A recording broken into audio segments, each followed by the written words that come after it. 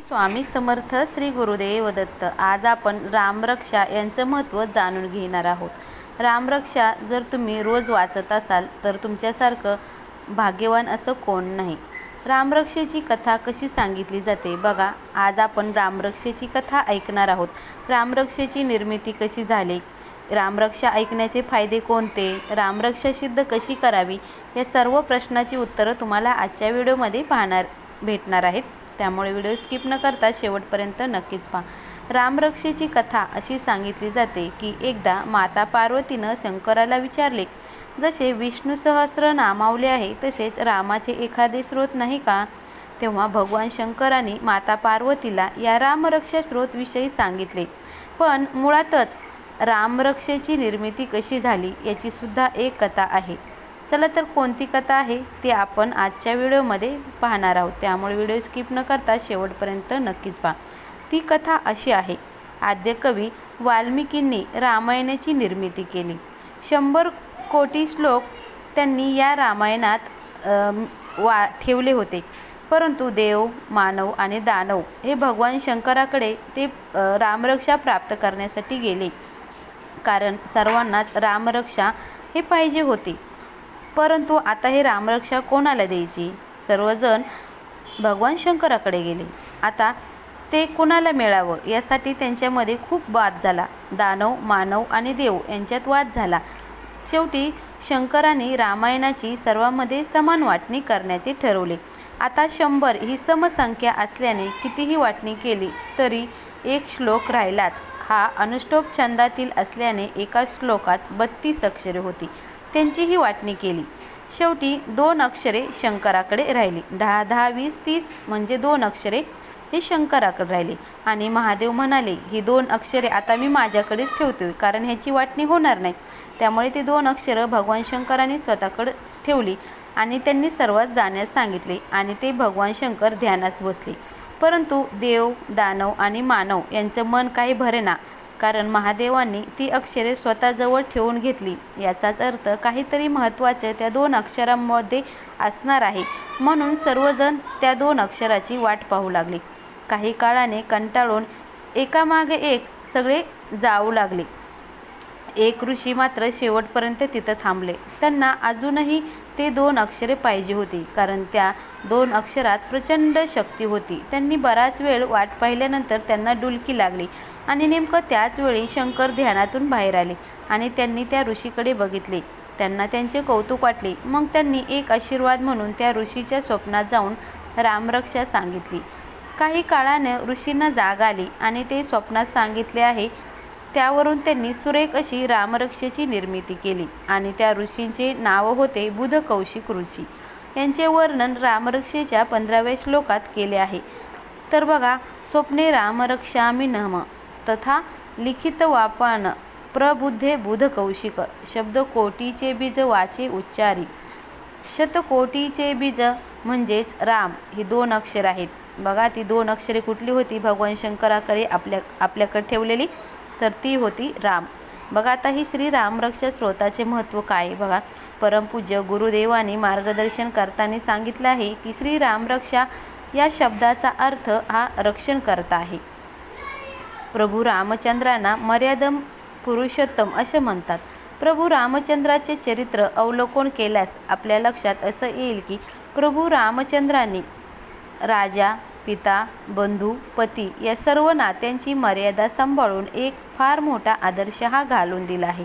बुधकौशिक ऋषीच्या स्वप्नात जाऊन प्रत्यक्ष प्रभू रामचंद्रांनीच रामरक्षा हे स्रोत सांगितले आहे.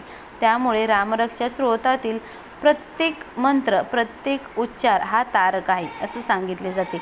आणि आपण रामरक्षा पठण करताना हातपाय धुवून शुचिर्भूत होऊन रामरक्षा म्हणण्यास काही हरकत नाही. कुमार वयातील मुलांनी तर रामरक्षा नित्यनियमाने अवश्य पठण करावी. त्यामुळे त्यांच्या वाणीवर आणि त्यांच्या बुद्धीवर योग्य संस्कार होतात. म्हणून मुलांना रामरक्षा पठण करण्याचं सांगितलं जातं. रामरक्षा पठणाची शक्ती उत्पन्न होते व ती आपले सदा सर्व काळ रक्षण करते. आबालवृद्धांनी पण नित्य रामरक्षा म्हणावी. त्यांच्यापासून सुद्धा तुम्हाला निश्चितच फायदा होतो, हे लक्षात ठेवा. रामरक्षा कोणत्याही महिन्यात शुद्ध प्रतिपदेपासून सुरुवात करून शुद्ध नवमीपर्यंत हे आपल्याला अनुष्ठान हे करायचं असतं. शुद्ध प्रतिपदेपासून ते नवमीपर्यंत आपल्याला रामरक्षाचं अनुष्ठान करायचं असतं, हे लक्षात ठेवा. प्रतिपदेला एकदा, द्वितीयेला दोनदा याप्रमाणे चढत्या क्रमाने वाचून नवमी दिवशी म्हणजे नवमीला 9 वेळा रामरक्षाचा पाठ करायचा असतं. आता अनुष्ठान करायचे त्यांचे नियमाचे सुद्धा पालन आपल्याला करायचं असतो. याचा अनुभव तुम्हाला आल्याशिवाय राहणार नाही. रामरक्षा स्रोत अत्यंत प्रभावी आहे. राम राम आपण कधी विचार केला आहे का की आपण राम राम का म्हणतो? बघा, आपण राम राम असं 2 वेळेस म्हणतो. पहिले लोक बघा राम राम म्हणायचे ना. तर र हा 27वा शब्द आहे. कशातला? वर्णमालेतला, म्हणजे क ख ग घ ड ह्याच्यामध्ये र हा शब्द 27 व्हायला येतो.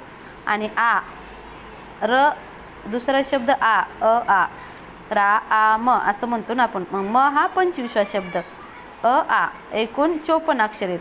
ह्याच्यामध्ये किती अक्षर आहेत? 54 अक्षर आहेत. आणि 54 अक्षराची जर आपण बेरीज केली ना, राम 54 दुसरा राम 54, तर 108. आपण जी गळ्यात माळ घालतो ना तिचे मणीसुद्धा 108 असतात. म्हणून आपण 2 वेळेस राम राम केलं ना तर आपली 1 माळ हे पूर्ण होते, हे लक्षात ठेवा. म्हणजे 1 माळ आपल्याला रामजप केल्याचं पुण्य मिळतं. एवढे हे 2 अक्षरं महत्त्वाचे आहे. राम नाम घेत असताना लक्ष नामावर स्थिर झाले की मन अधिक लक्ष म्हणजेच लक्ष्मण होते.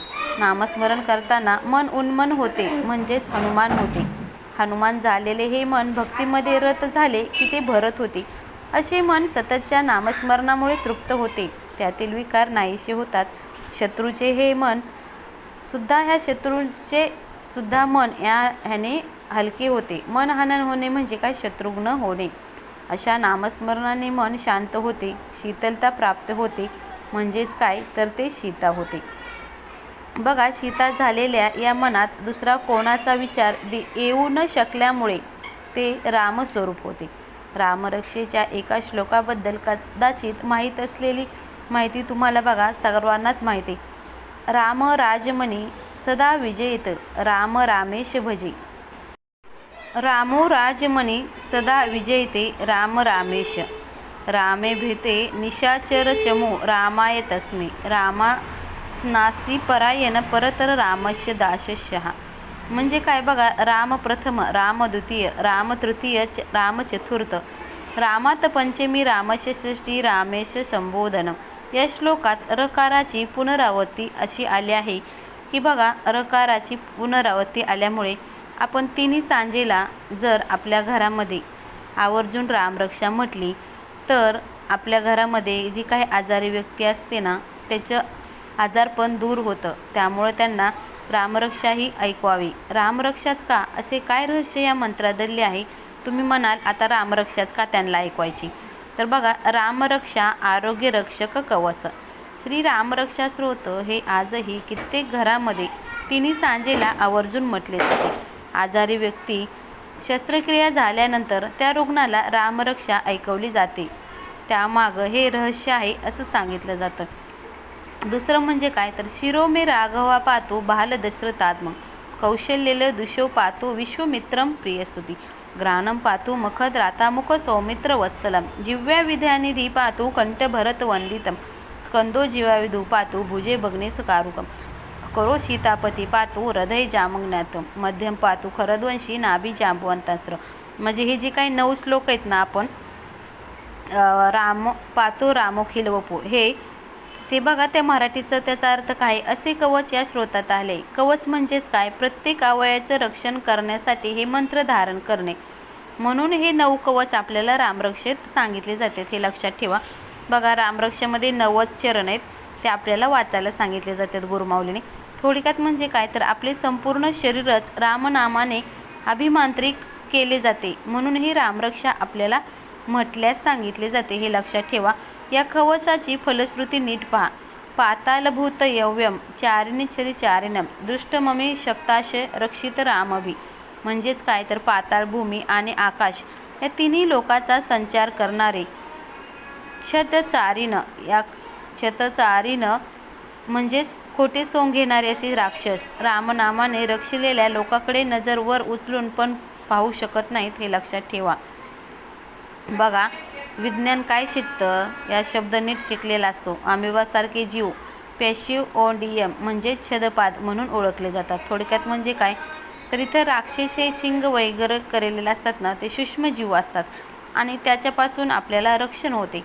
आयुर्वेदात विशेषतः शुश्रूषा हा शब्द या ठिकाणी सूक्ष्मजीवासाठी वापरला जातो. आजवर आयुर्वेदिक डॉक्टरांना वैद्यकीय उपचार करत असताना अनेक वेळेला रामरक्षेचा लाभ झालेला दिसला आहे.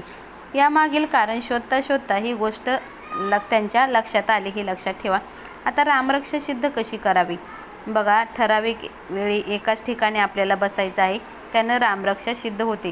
किंवा गुढीपाडवा ते रामनवमी या काळात दररोज 13 वेळा किंवा निश्चित अश्विन प्रतिपदा ते नवमी म्हणजे शारदीय नवरात्रात आपल्याला दररोज 13 वेळा आपल्याला रामरक्षाही पठण करायचे असते.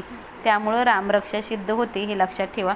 आता याचे फायदे काय, तर बघा, हा श्लोक 1,00,000 वेळा म्हटल्याने ऋणमुक्तीचं फळ मिळते, हे लक्षात ठेवा. या प्रत्येक अवयाचे स्वतंत्र पाठ केल्याने त्याचे स्वतंत्र फलितसुद्धा मिळते. जसं की बघा, दृश्यम पातो हा शब्द म्हणजे हा श्लोक आलेला आहे. तर या श्लोकात असं होतं की दृश्यम पातो म्हणजे काय, तर हा श्लोक म्हटल्याने डोळ्याचे विकार बरे होतात. त्यामुळं रामरक्षाही पठण करायचे आहे.